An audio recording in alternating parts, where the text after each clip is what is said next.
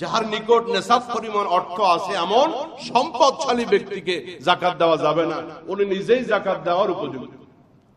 যারা সাইয়্যিদ বংশের, নবীর বংশের, তাদেরকে যাকাত দেওয়া যায় না, তাদের মর্যাদার খাতিরে তারা যাকাত নিতে পারে না। যাকাত দাতার বাবা মা, দাদা দাদি, পরদাদা পরদাদি, পরনানা পরনানি ইত্যাদি উপরের সিঁড়ি, রক্তের উপরের সিঁড়িকে যাকাত দেওয়া যায় না। এমনি ভাবে ছেলে মেয়ে, নাতি নাতনি ইত্যাদি নিচের সিঁড়িতে যারা, তাদেরকে যাকাত দেওয়া যায় না। স্বামী স্ত্রী একে অপরকে যাকাত দিতে পারে? কথা বলেন না। স্বামী স্ত্রী দুইজনে চাকরিজীবী, দুইজনে যাকাত দেওয়ার উপযুক্ত, একে অপরকে যাকাত দিতে পারবে না। আবার স্বামী টাকার মালিক, স্ত্রী যাকাত দেওয়ার উপযুক্ত না।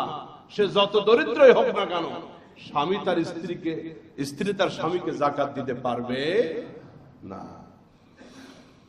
অনেকে হয়তো সিস্টেম করে দিল যে আমারটা তোমারে দিই, তোমারটা আমারে দাও, ঘরের মাল ঘরে থাকো। এই সমঝোতার ভিত্তিতে এই সিস্টেম চলবে। সাদাবাজিও চলবে না, যাকাত বাজিও ঘরে চলবে না। অমুসলিমকে যাকাত দেওয়া যায় না। অমুসলিমকে আপনি অন্য ফান্ড থেকে সাহায্য করবেন, যাকাত থেকে নয়। যার উপরে যাকাত ফরজ এরূপ মালদার লোকের নাবালেগ সন্তানকেও যাকাত দেওয়া যায় না। মৃত ব্যক্তির দাফন কাফনের জন্য বা মৃত ব্যক্তির ঋণ ইত্যাদি আদায়ের জন্য যাকাত দেওয়া যায় না। যাকাত দিতে হবে জীবিত দরিদ্র ব্যক্তিকে। জীবিত মসজিদে যাকাত দেওয়া যায় না, মসজিদে যাকাত দেওয়া যায় না। অথবা কোন নির্মাণ কাজে, মাদ্রাসার নির্মাণ কাজে, বিল্ডিং বানাচ্ছে মাদ্রাসার, ওই জায়গায় যাকাত দেওয়া যাবে না। হ্যাঁ, কোন মসজিদের স্টাফ যদি গরিব থাকে আপনার গ্রাম দেশে বিভিন্ন জায়গায়, সেটা শহর গ্রাম হোক, ওই মসজিদের কোন স্টাফ যদি দরিদ্র থাকে আপনারা জানা মতে, তাকে দেওয়া যাবে। কিন্তু নির্মাণ কাজে যাকাতের টাকা দেওয়া যাবে। মাদ্রাসায় লিল্লাহ ফান্ড আছে, সেই জায়গায় যাকাত দেওয়া যাবে, যে ফান্ড থেকে গরিবদেরকে ভরণ পোষণ, খাবার, লেখাপড়ার খরচ চালানো হয়। তো যাকাত দ্বারা মসজিদ মাদ্রাসার স্টাফকে বেতন দেওয়া যায় না। আপনারাও যারা বিভিন্ন মসজিদের সাথে জড়িত আছেন, আপনি আপনার যাকাতের টাকা থেকে মসজিদের স্টাফদের বেতন বাবদ দিতে পারবেন না। যাকাতের সব থেকে উত্তম খাত হলো নিজের আত্মীয় স্বজন। আলহামদুলিল্লাহ বলেন। যাকাতের সব থেকে উত্তম খাত হলো নিজের দরিদ্র আত্মীয় স্বজন। যেমন ভাই, ভাইকে দিতে পারবে যাকাত। আমি কিন্তু উপরের সিঁড়ি নিচের সিঁড়ি বলেছি, ভাই কিন্তু সিঁড়ির বাইরে। বাবা তার সন্তানকে পারবে না, সন্তান তার বাবাকে পারবে না, সন্তান তার বাবাকে পারবে না, সন্তান তার দাদাকে পারবে না। ব্যক্তি তার সন্তানকে দিতে পারবে না, তার নাতিকে পারবে না, উপর নিচের সিঁড়িকে পারবে না, সাইডে সাইডে পারবে। তাহলে কোন ব্যক্তি তার চাচাকে দিতে পারবে, গরিব চাচা গ্রামে থাকে। কোন ব্যক্তি তার ফুফুকে দিতে পারবে, কোন ব্যক্তি তার মামাকে দিতে পারবে, সাইডে দিতে পারবে। তাহলে যাকাতের সব থেকে উত্তম খাত গরিব আত্মীয় স্বজনদের ভিতরে। এর দ্বারা আত্মীয়তার সম্পর্ক রক্ষা হবে, আপনার দানের সওয়াবও।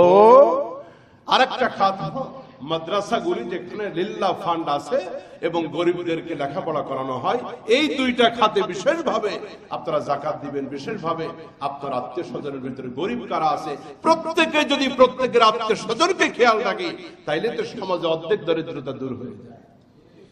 আল্লাহ আমাদেরকে বোঝার তৌফিক দান করেন। দুইটা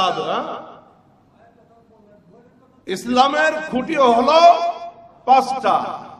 এক নম্বরে ইমান বা কালিমা, দুই নম্বরে নামাজ। এরপরে বলতে গিয়ে বলি কালিমা, নামাজ, রোজা, হজ এবং যাকাতটারে লাস্টে ফেলায় রাখছি, জরুরত দেওয়া না লাগে।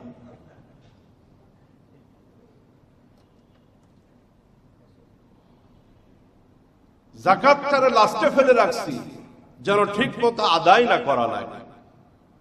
কিন্তু ঈমান এবং সালাতের পরে তৃতীয় সিরিয়াল মূলত যাকাতের সিরিয়াল। তৃতীয় সিরিয়াল যাকাতের সিরিয়াল। কালিমা, নামাজ, যাকাত, রোজা এবং হজ। যাকাতের সিরিয়াল হলো তৃতীয়। এবং পবিত্র কোরআনে হাকিমের ভিতরে আল্লাহ রাব্বুল আলামিন অনেক ইবাদতের কথা বলেছেন, 2 বার 3 বার। কোন কোন ইবাদতের ব্যাপারে একাধিক বলেছেন, কোন কোন ইবাদতের ক্ষেত্রে 1 বার 2 বার বলেছেন। আপনারা একটু বলুন তো, ফরজ হতে গেলে, বাধ্যবাধকতামূলক ইবাদত হতে গেলে আল্লাহর একটা বিষয়ে কয়বার বলা যথেষ্ট? হ্যাঁ হ্যাঁ, 1 বার বলা যথেষ্ট। কিন্তু রব্বুল আলামিন পবিত্র কোরআনে হাকিমের ভিতরে 1 বার 2 বার নয়, আল্লাহ রাব্বুল আলামিন পবিত্র কোরআনে হাকিমের ভিতরে 82 জায়গায় সালাতের কথা বললেন, নামাজের কথা, 32 জায়গায় যাকাতের কথা বললেন, আর 28 জায়গায় নামাজ এবং যাকাত একত্রে উল্লেখ করলেন। এই যে বারবার বললেন, তার কারণ হলো ইবাদতের গুরুত্ব এবং মহত্বটা যেন বান্দা বুঝতে পারে। দ্বিতীয় হিজরিতে মদিনায় ফরজ হয়েছে যাকাত, দ্বিতীয় হিজরিতে ফরজ হয়েছে যাকাত মদিনাতে। রব্বে কারীম 28 জায়গায় নামাজ এবং যাকাতের আলোচনা একত্রে করেছে। তাহলে আমরা বলি নামাজ রোজা, কিন্তু হবে নামাজ এবং যাকাত। বলেন না যাকাত দেন আর না দেন, বলেন না নামাজ এবং যাকাত। রব্বে কারীম সূরা মুজাম্মিল আয়াত 20 আমাদেরকে বলেন যাকাতের কথা। আল্লাহ রাব্বুল আলামিন বলেন, ওয়াকিমুস সালাতা ওয়া আতুজ যাকাতা ওয়া করিদুল্লাহা করদান হাসানা। হে ঈমানদারেরা, ভালো করে তোমরা শুনে রাখো, ওয়াকিমুস সালাতা ওয়া আতুজ যাকাতা, তোমরা সালাত কায়েম করবে, পরিবারে সালাত কায়েম করবে, সমাজে সালাত কায়েম করবে, রাষ্ট্রীয়ভাবে সালাত কায়েম করবে, এবং যাকাত প্রদান করবে। আল্লাহ পাক অর্ডার করেছেন, আদেশ করেছেন, এই জন্য সম্পদশালীদের জন্য যাকাত দেওয়া ফরজ। রব্বে কারীম পবিত্র কোরআন হাকিমের ভিতরে সূরা বাকারার ভিতরে বলেন, ওয়াকিমুস সালাতা ওয়া আতুজ যাকাতা ওয়ারকাউ মা'আর রাকিঈন। তোমরা সালাত কায়েম করবে, যাকাত আদায় করবে এবং রুকুকারীদের সাথে রুকু করবে। অর্থাৎ এখানে জামাতের সাথে সালাতের গুরুত্ব দেওয়া হয়েছে। তাহলে যাকাত দিতে হবে, কার আদেশ? আরো জোরে বলেন। প্রশ্ন হতে পারে, যাকাত আমি কেন দিব? সম্পদ উপার্জন করলাম আমি, রাত জাগলাম আমি, ঘুম কামাই করলাম আমি, এত কষ্ট করে ঘাম ঝরাইলাম আমি, যাকাত আমি কেন দিব আমার সম্পদ থেকে? রব্বে কারীম বলেন, তোমার সম্পদ এটা উপার্জন তোমার মাধ্যমে হতে পারে, কিন্তু এর দ্বারা সমস্ত সম্পদের মালিক তুমি না, এর ভিতরে হক রেখে দিয়েছি আমি আল্লাহ। রব্বে কারীম সূরাতুল মাআরিজ 24 এবং 25 নম্বর আয়াতের ভিতরে বলে দিলেন যাকাত কেন দিবে। রব্বে কারীম বলে দিলেন, ওয়াল্লাযীনা ফি আমওয়ালিহিম হাক্কুম মা'লুম লিস-সাইলি ওয়াল মাহরুম। আল্লাহ বলেন, তাদের সম্পদের ভিতরে নির্ধারিত হক রয়ে গেছে, যাকাতের অংশ রয়ে গেছে অভাবী এবং বঞ্চিতদের জন্য। যারা সম্পদশালী, যারা টাকার মালিক, রব্বুল আমিন যাদেরকে সম্পদ দিয়েছে, রব বলেন যারা সমাজের অভাবী, যারা বঞ্চিত, দুস্থ, অসহায়, এদের হক রয়ে গেছে ধনীদের সম্পদে। কাজে আপনি যাকাত দিচ্ছেন যে অংশটা, ওইটার মালিক আপনি না, ওইটার মালিক গরিব, অসহায়, মিসকিন, অভাবী লোকেরা। আপনি যাকাত না দিলে ওদের অংশটা মেরে খাচ্ছে, ওদের অংশটা খারাপ শোনা যাচ্ছে একটু। যার হক তাদেরকে যদি আমরা না দিই, যাকাত আদায় না করি, তাহলে তাদের অংশটা আমরা নিজেরা ব্যবহার করতেছি। মূলত যাকাত মালের পবিত্রতা, এই জন্য মালকে পবিত্র করতে গেলে যাকাত দিতে হবে। যাকাতের বেশ কয়েকটি অর্থ আছে। আর যাকাতু আন-নুমা, পবিত্রতা বৃদ্ধি করা, প্রাচুর্যতা বেড়ে যাওয়া। আর শরীয়তের পরিভাষায় যাকাত বলা হয় একটি নির্দিষ্ট অংশ, সম্পদের নির্দিষ্ট অংশ গরিব এবং মিসকিন ফকিরদের মাঝে দান করে দেওয়াকে শরীয়তের পরিভাষায় যাকাত বলা হয়। মোহতারাম হাজিরিন, যাকাতের মাধ্যমে সম্পদের মানে সঠিক ব্যবহার হয়, সুষম বন্টনটা সম্ভব হয় একমাত্র যাকাতের মাধ্যমে। গবেষকরা বলেন, যদি প্রত্যেক বছর সঠিকভাবে যাকাত আদায় করা যাইত, তাহলে প্রত্যেক বছর প্রায় 5,000 কোটি টাকার যাকাত উঠত। জাতির থেকে দারিদ্রতা দূর হয়ে যেত, অভাবী থাকতো না, রাস্তায় রাস্তায় ফকির ভিক্ষা করা লাগতো না। এবং এই যাকাতগুলি আদায়ের মাধ্যমে, যাকাত দেওয়ার মাধ্যমে যদি সঠিকভাবে বন্টন করা যেত, তাহলে মাত্র 5 বছর ভিতরেই এই দেশ থেকে দারিদ্রতা দূর করা সম্ভব হতো বলে ইসলামী গবেষকরা তারা মন্তব্য পেশ করেছেন। যাকাতের মাধ্যমে ইসলামী সোনালী ইতিহাস আমাদের সামনে। অভাব ছিল না, রাস্তায় রাস্তায় সম্পদের বোঝা নিয়ে মানুষ হেঁটেছে। যাকাত নিবে একজন লোক খুঁজে পায় নাই, তার কারণ সুদ ভিত্তিক অর্থ ব্যবস্থা তখন ছিল না, ছিল যাকাত ভিত্তিক অর্থ ব্যবস্থা। সুদ এটা ধনীকে আরো ধনী বানায়, সুদ গরিবকে আরো গরিব বানায়, পথের ফকির বানায়। আমাদের রাষ্ট্রের অর্থ ব্যবস্থা কি যাকাত ভিত্তিক না সুদ ভিত্তিক? সুদ ভিত্তিক। এজন্য ধনী আঙ্গুল ঘুরে কলা গাছ, আর যার নাই তার অবস্থা আরো দিন দিন খারাপ হতে থাকে। এটা সুদ ভিত্তিক অর্থ ব্যবস্থার কারণে সুদের ভিতরে বরকত নাই, আছে অভিশাপ আর অভিশাপ। মোহতারাম বন্ধুরা আমার, যাকাত দিলে ইহকালীন উপকারিতা কি হতে পারে?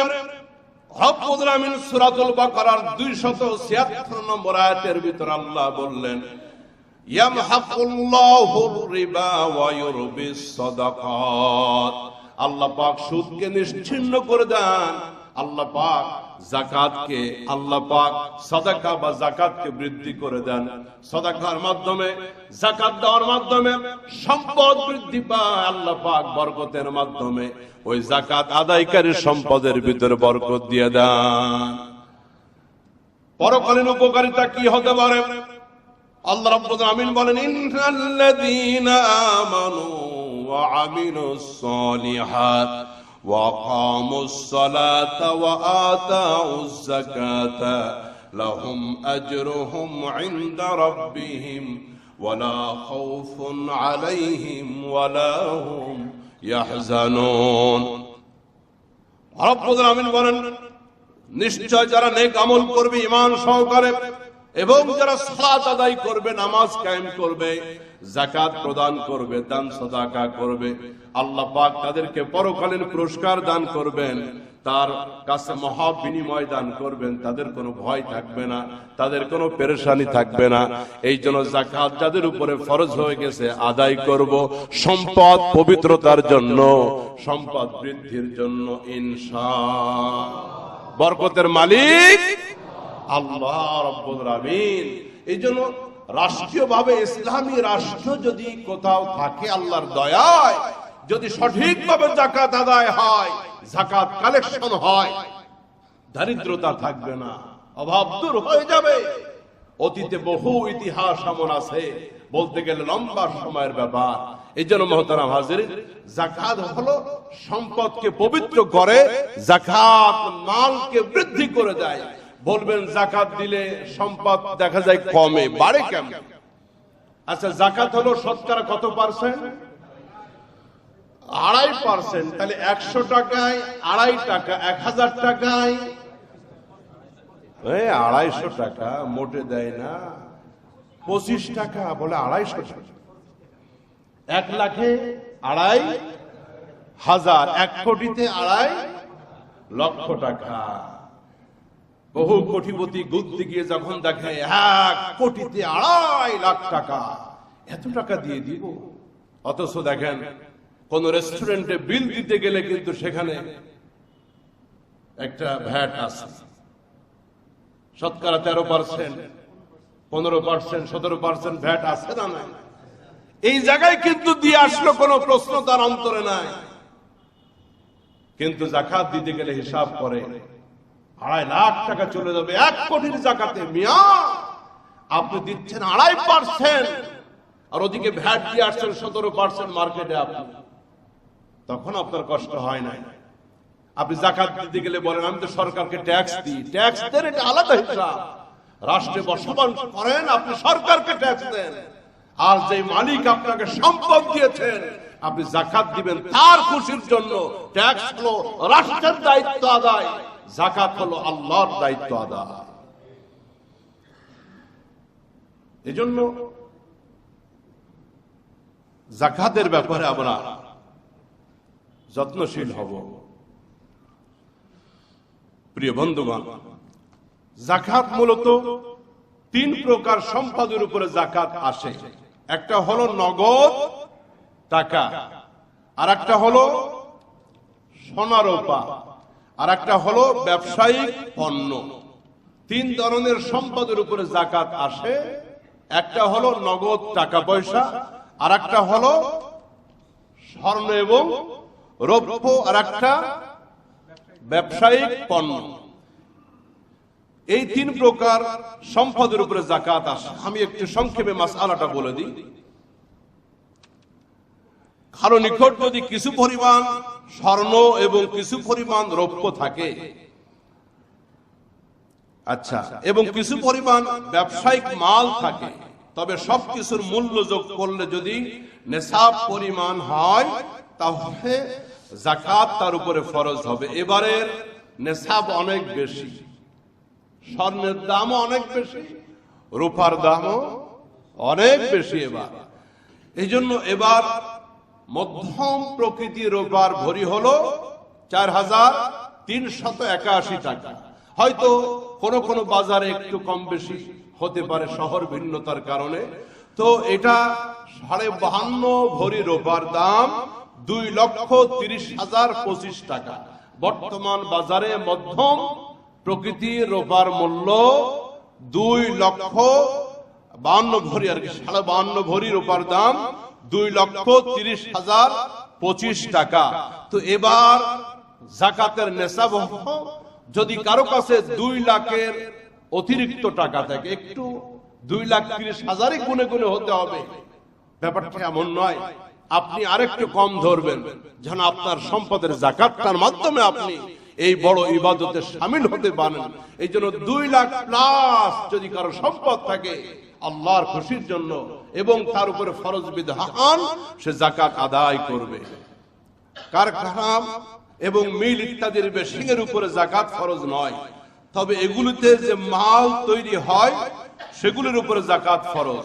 কারখানা এবং মিল ইত্যাদির মেশিন এর উপরে জাকাত ফরজ নয়, তবে এগুলোতে যে মাল তৈরি হয় সেগুলোর উপরে জাকাত ফরজ হবে। আপনার কারখানায় কোটি টাকা মূল্যের মেশিন আছে, যেগুলির মাধ্যমে আপনার কার্য সমাধা হয়, তো এই মেশিনের মূল্যের উপরে জাকাত আসবে না।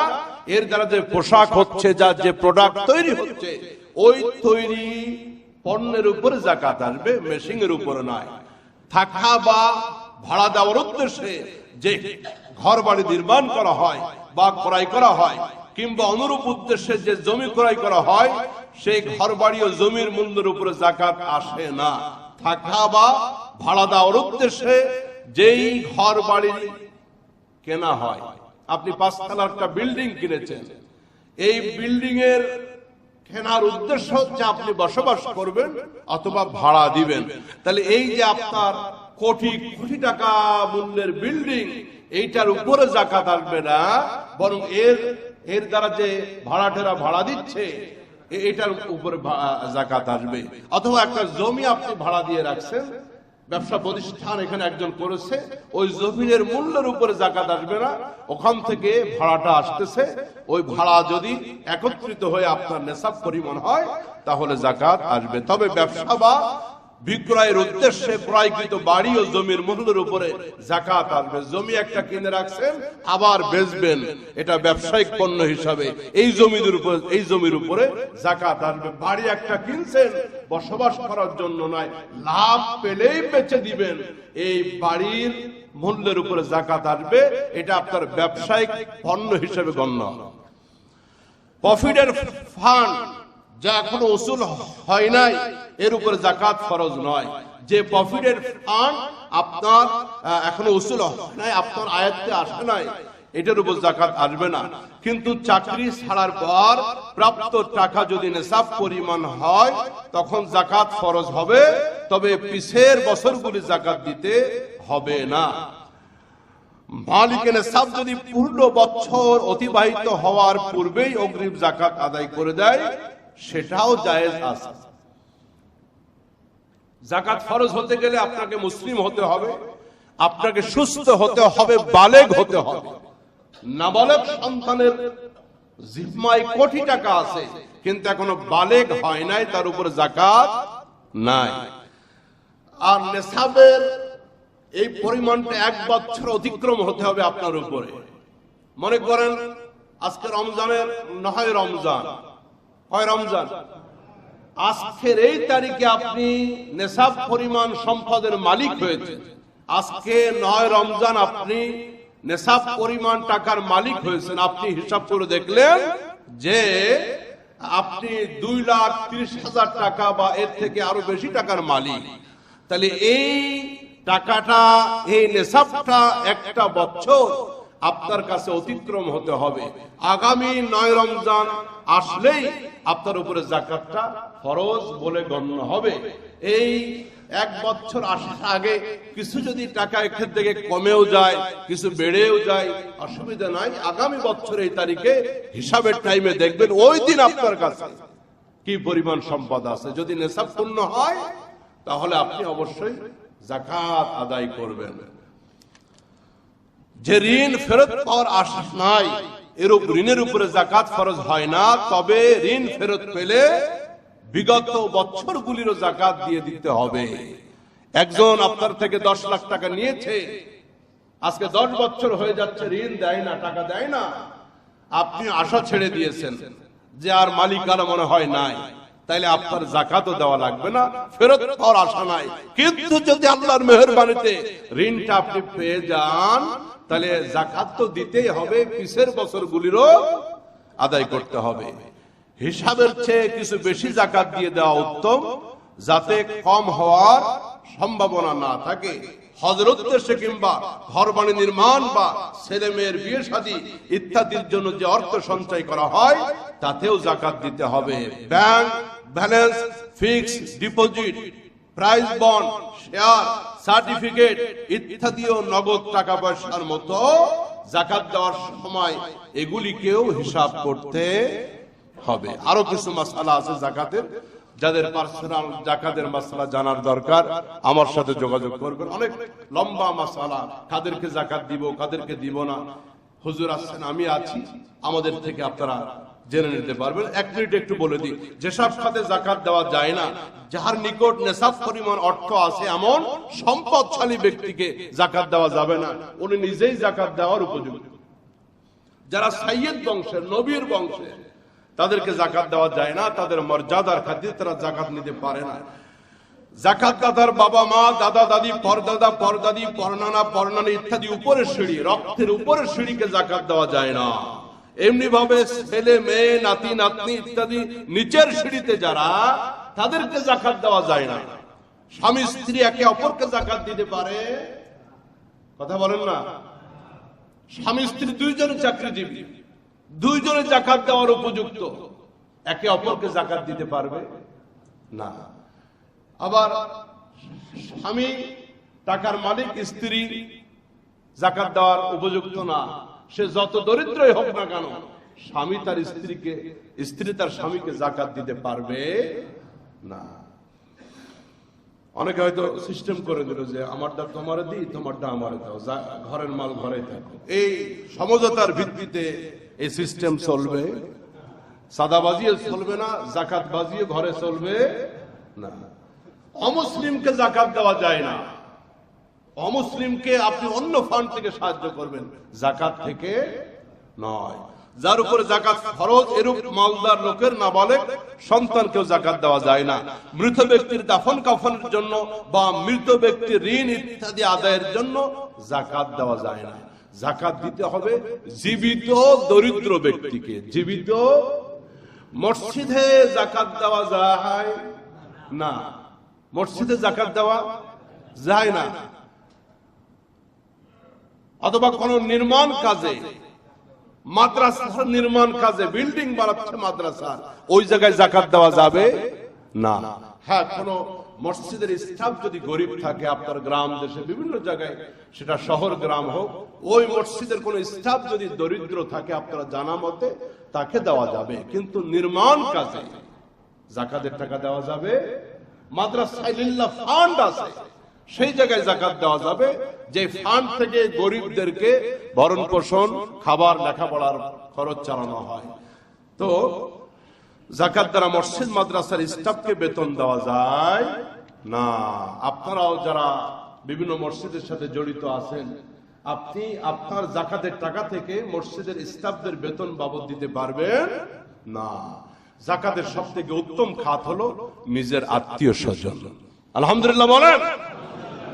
জাকাতের সব থেকে উত্তম খাত হলো নিজের দরিদ্র আত্মীয় স্বজন। যেমন ভাই, ভাইকে দিতে পারবে জাকাত। আমি কিন্তু উপরের সিঁড়ি নিচের সিঁড়ি বলেছি, ভাই কিন্তু সিঁড়ির বাইরে।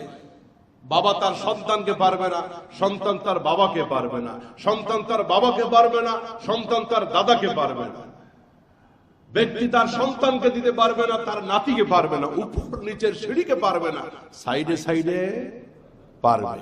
তাহলে কোন ব্যক্তি তার চাচাকে দিতে পারবে, গরিব চাচা গ্রামে থাকে। কোন ব্যক্তি তার ফুফুকে দিতে পারবে, কোন ব্যক্তি তার মামাকে দিতে পারবে, সাইডে দিতে পারবে। তাহলে জাকাতের সব থেকে উত্তম খাত গরিব আত্মীয় স্বজনদের ভিতরে। এর দ্বারা আত্মীয়তার সম্পর্ক রক্ষা হবে, আপনার দানের সওয়াবও। আরেকটা খাত মাদ্রাসাগুলি, যেখানে লিল্লাহ ফান্ড আছে এবং গরিবদেরকে লেখাপড়া করানো হয়, এই দুইটা খাতে বিশেষভাবে আপনারা জাকাত দিবেন। বিশেষভাবে আপনার আত্মীয় স্বজনের ভিতরে গরিব কারা আছে, প্রত্যেকে যদি প্রত্যেকের আত্মীয় স্বজনকে খেয়াল রাখি, তাইলে তো সমাজে অর্ধেক দরিদ্রতা দূর হয়ে যায়। আল্লাহ আমাদেরকে বোঝার তৌফিক দান করেন। দুইটা